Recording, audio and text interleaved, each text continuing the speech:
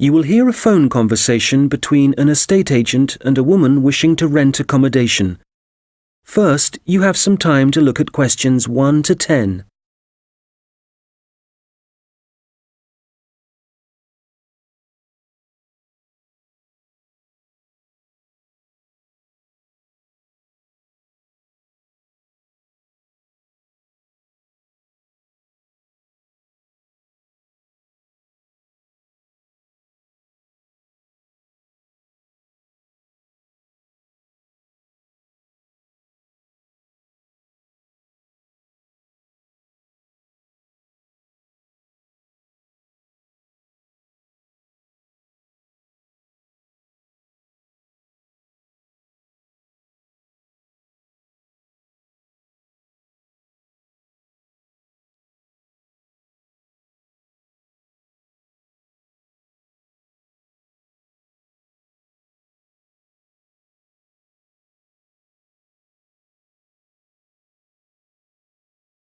Fairfield Rentals, Andrew Williams. How can I help you? Oh, hello. I'm calling from the UK. My family are moving to Canada early next year, and we're hoping to find somewhere to rent in Fairfield for the first 6 months while we settle in. Right, I see. Well, let's get your details. Yes, my name's Jane Ryder. Okay, Jane. And can I have a phone number? The best number to get you on. Well, that'd probably be our home number. So, 0044 for the UK, and then it's 208 613 2978. All right. And an email address, please, so we can send you out all the information and forms. I think it's best if I give you my husband's email. He's sitting in front of a computer all day, so he can print stuff off and get it back to you sooner than I could. It's richard@visiontech.co.uk. I'll just spell the company name for you. That's VISIONTECH.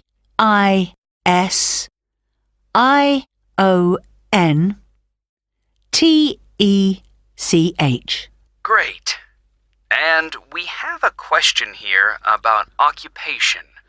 Richard's an IT specialist for an advertising company. They're transferring him to their Fairfield branch. Actually, just your job for now, thanks. Me? I'm a doctor at the hospital in our town. Okay, I'll put that down.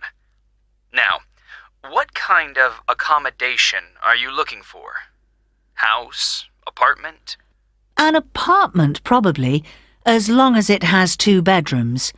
There'll be me, my husband, and our 10-year-old son. And so with an apartment, you're less likely to get a garden. That's okay. But what about a garage? Is that something you'll want the apartment to have? Yes, that's definitely important. Okay, just a moment. I'll just make a note of that. But, before we go on, I should probably say now that what we don't need is any furniture, because we'll be shipping all that over, and I don't really want to pay for storage while we're waiting to buy a house. Not a problem. I'll make a note of that. Actually, though, just thinking about the kitchen, what can I expect from a rental property? I mean, what kind of equipment is provided? Well, the normal thing is that you get a stove. I think that's a cooker in British English. OK, good to know. But how about a fridge? We'll be selling ours before we come, so if possible, we'd like the apartment to have one for when we arrive. I can certainly add that to the form. If there's any other whiteware that you need, like a dishwasher, for example, there are plenty of stores here that'll arrange delivery on the same day as purchase. Thanks. Hopefully we won't need to buy too many things. Now, how about location? Have you done any research into the Fairfield area? Not that much so far. Well, you mentioned you have a boy. I imagine you'd like to be fairly close to a school. Good idea. That would help. What's public transport like in Fairfield? Is it easy to get around? The bus service is pretty comprehensive. There are plenty of local routes, services into the city and out of town. OK, and for a 2-bedroom apartment, what sort of rent should we expect to pay? Well, looking at the properties we have at the moment, prices start from around $730 per month and, depending on the area, can go up to $1,200. That's too much. Something halfway would be better. So, would your limit be, say, $950? I'd say so, yes. Can I ask if you smoke or if you have any pets? No to both questions. But I do have one more request, please. Yes? Well, I've also been offered a job at Victoria General Hospital, and I suspect I'll be working nights occasionally. So what I really need from any apartment is for it to be quiet, so I can catch up on sleep if necessary during the day. Congratulations on the job offer. I'll add your request to the form. Well, what I'll do is compile a list of suitable properties for you and send them via email. Can I just ask, how did you hear about us? Obviously not from our commercials if you're living in the UK. Actually, it was a friend of ours. He spent a few months in Fairfield a couple of years ago, and he pointed us in the direction of your website. Well, it's good to be recommended.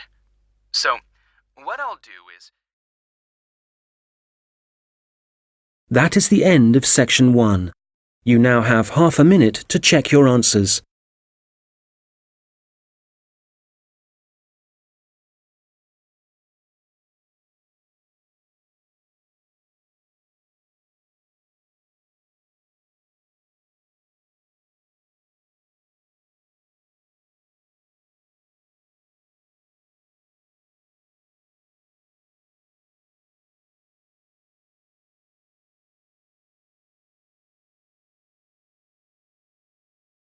Now turn to section 2. You will hear a police officer giving advice on protection against local crime. First, you have some time to look at questions 11 to 15.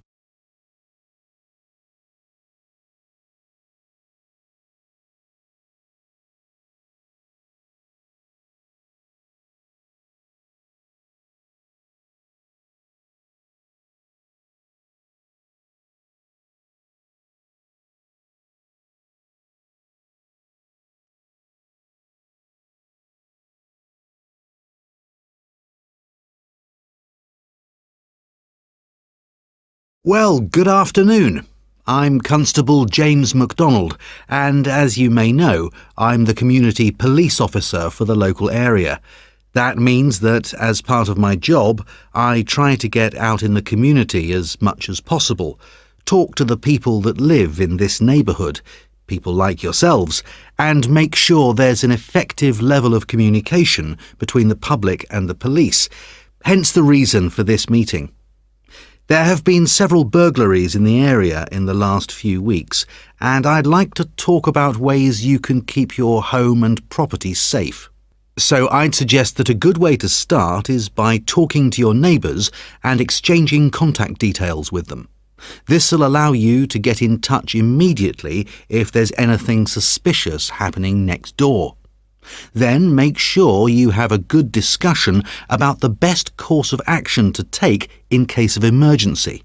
Make sure everyone is clear about what to do and who to call. If you plan ahead, this will prevent uncertainty and even panic should anything happen later.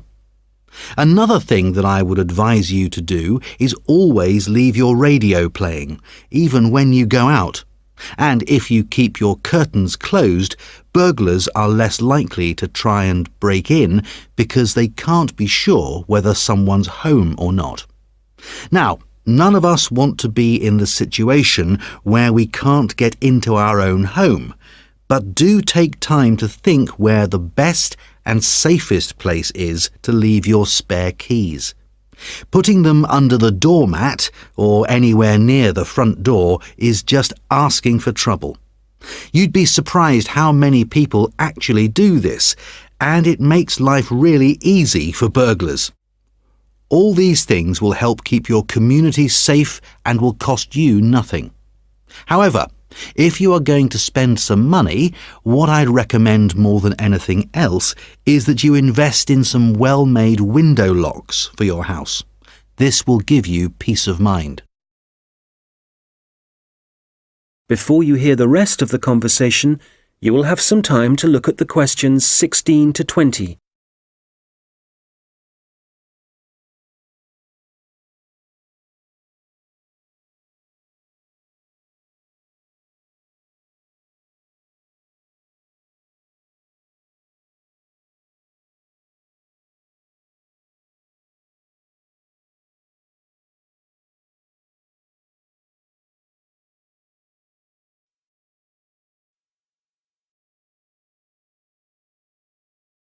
Now listen and answer questions 16 to 20. OK, moving on. Unfortunately, there's been an increase in the number of minor crimes and antisocial behaviour in the general area, and I want to talk about some specific prevention measures that are being proposed. First of all, the skate park. As you probably know, it's well used by younger people in our community, but unfortunately we're getting more and more reports of broken glass, making it especially dangerous for younger children. One possible solution here is to get rid of some of the trees and bushes around the park, making it more visible to passers-by and vehicles. If the vandals know they're being watched, this might act as a deterrent. As you will have heard, a couple of local primary schools have also been vandalised recently, despite the presence of security guards. The schools don't have the funds for video surveillance, so we need people in the neighbourhood to call their nearest police station and report any suspicious activity immediately. Please don't hesitate to do this. I expect most of you are familiar with the problems facing Abbotsford Street. It seems that no amount of warning signs or speed cameras will slow speeding drivers down. I'm happy to say, however, that the council have agreed to begin work over the next few months to put in a new roundabout. What else? Oh yes, the newsagent and the gift shop on Victoria Street were both broken into last week, and although no money was taken, the properties have suffered some serious damage. Access was gained to these shops through the small alleyway at the back of the properties. It's dark, and as you can imagine, no one saw the thief or thieves in action. So we've been advising shop owners along there about what kind of video recording equipment they can have put in. We'll then be able to get evidence of any criminal activity on film. The supermarket car park is also on our list of problem areas. We've talked to the supermarket managers and council authorities, and we've advised them to get graffiti cleaned off immediately and get the smashed lights replaced. If you don't deal with this sort of thing at once, there's a strong possibility that the activity will increase and spread, and then it becomes... That is the end of section 2. You now have half a minute to check your answers.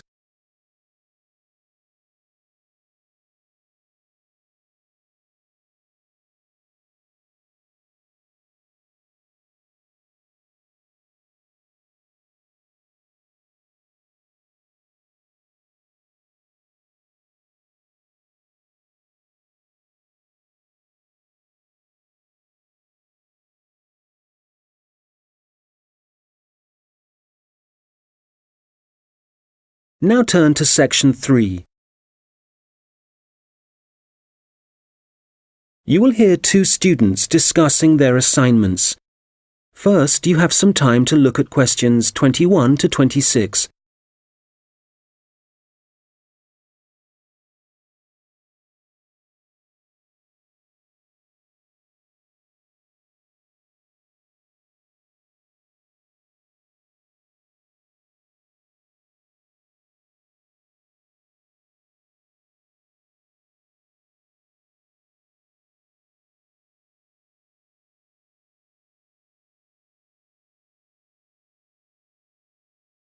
Hi Mike, how's it going? Actually, I was up last night with an assignment, so yeah, I'm tired, but I guess we'd better sort this presentation out. Well, we've done enough background reading, but I think we need to organise exactly what we're going to say about biofuels during the presentation, and the order. I thought we could start by asking our audience what car engines were first designed to run on, fossil fuels or biofuels. Nice idea. Yes, when most people think about cars and fuel, they think about all the carbon dioxide that's produced, but they don't realise that that wasn't always the case. You're probably right. The earliest car engines ran on fuel made from corn and peanut oil, didn't they? Yes. The manufacturers used the corn and peanut oil and turned them into a kind of very pure alcohol. You mean ethanol? Yes. In fact, most biofuels are still based on ethanol. Actually, I've got some notes here about the process of turning plant matter into ethanol, the chemical reactions and the fermentation stages. And it's interesting. The other students would appreciate it, but different biofuels use different processes. And if we give a general description, there's a risk we'll get it wrong, and then the tutor might mark us down. I'd rather we focus on the environmental issues. Fair enough. So, the main plants that are used for biofuel production now are sugarcane, corn and canola. Of all of them, canola is probably the least harmful because machines that use it don't produce as much carbon monoxide. Sugarcane seems to be controversial. It doesn't require as much fertiliser as corn does to grow, but when they burn the sugarcane fields, that releases loads of greenhouse gases. Yes, but some critics have suggested that the production of corn ethanol uses up more fossil fuel energy than the biofuel energy it eventually produces. For that reason, I'd say it was more harmful to the environment. I see what you mean. You're probably right. It's interesting how everyone saw the biofuel industry as the answer to our energy problems, but in some ways, biofuels have created new problems. Well, in the USA, I wouldn't say that farmers are having problems. The biofuel industry, for them, has turned out to be really profitable. I think, though, that even in the USA, ethanol is still only used as an additive to gasoline or petrol. The problem is that it still has to be transported by trucks or rail because they haven't built any pipelines to move it. Once they do, it'll be cheaper and the industry might move forward. That'll have to happen one day. At least the government are in favour of biofuel development. Yes, but Brazil's probably in the lead as far as biofuels are concerned. They've got to the point where they don't need to import any oil now. Which is great. And the industry in Brazil employs a huge number of people. But is it sustainable? I mean, as the population grows and there are more vehicles on the roads and there's more machinery, surely they can't depend so much on sugarcane. At some point, there has to be a limit on how much land can be used for sugarcane production. Certainly, if you want to preserve natural habitats and native wildlife. I think that whatever problems Brazil's facing now, the same will be true for any country. You have to weigh up the pros and cons. Well, we probably won't see an increase in biofuel use. I mean, they won't replace fossil fuels until we can find ways to produce them cheaply and quickly, and with less cost to the environment. Making sure they require minimal energy to produce. Exactly. And in a way, that means they have to cost less than fossil fuels, certainly when you're filling up your car. Yes, and whatever other kind of engines use fossil fuels at the moment.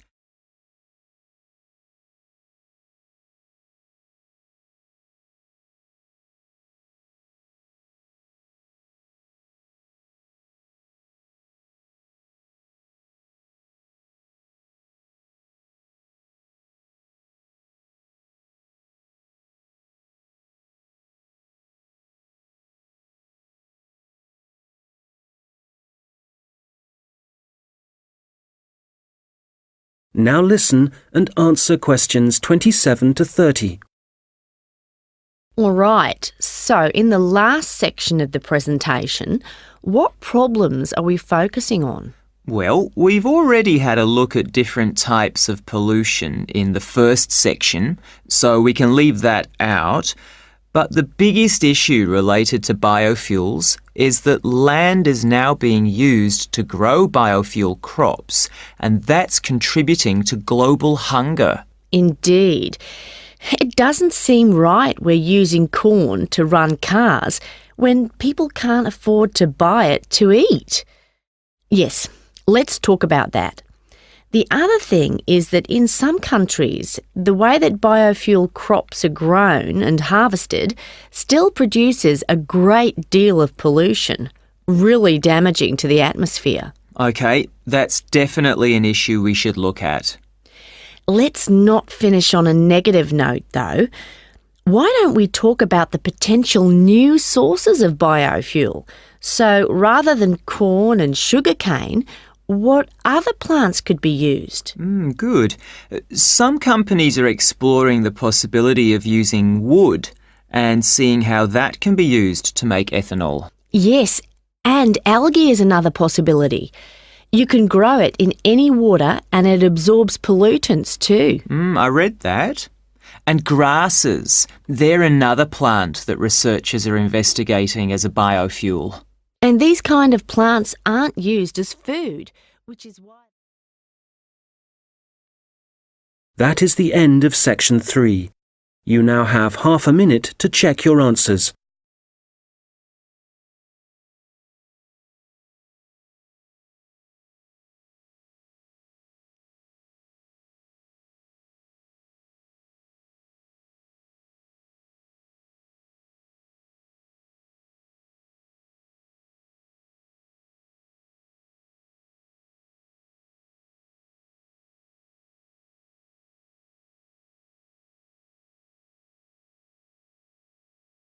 Now turn to section 4.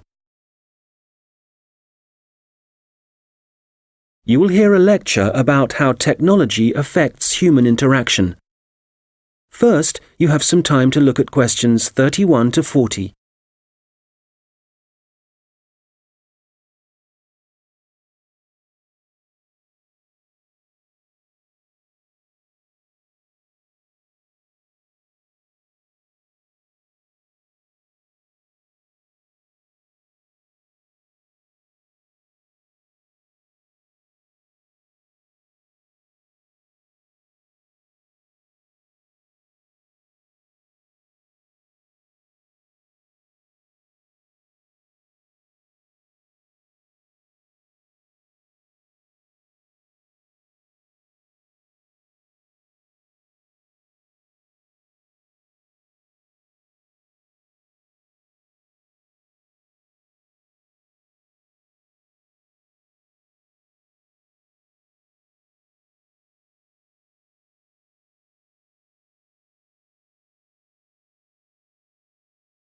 Good morning.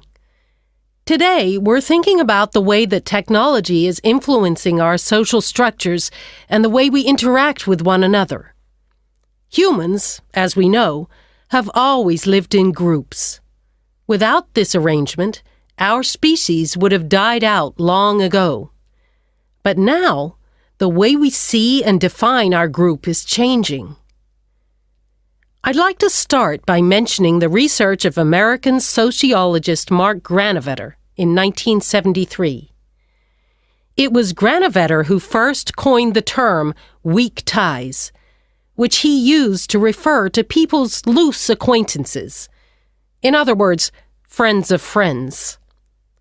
His research showed that weak ties had a significant effect on the behavior and choices of populations, and this influence was something highly important in the fields of information science and politics, and as you can imagine, marketing also.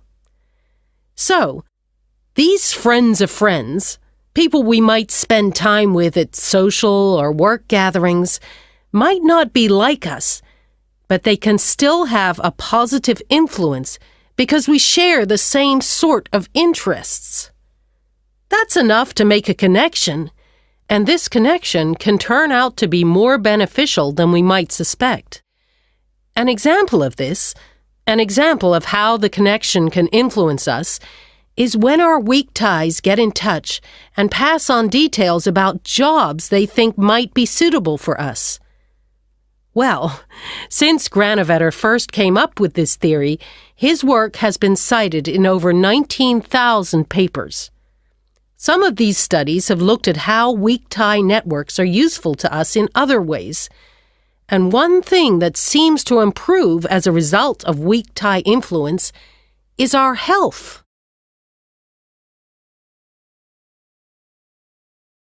Today, our number of weak tie acquaintances has exploded due to the internet, to the phenomenon of online social networking. This is still a relatively new way of communication, something that has a huge amount of potential. But also, as with any invention, it brings with it a new set of problems. Let's start with the benefits. Without question, online social networking allows us to pass on the latest news, to be up to date with local and global events, and for many, this information comes from sources more trustworthy than local media.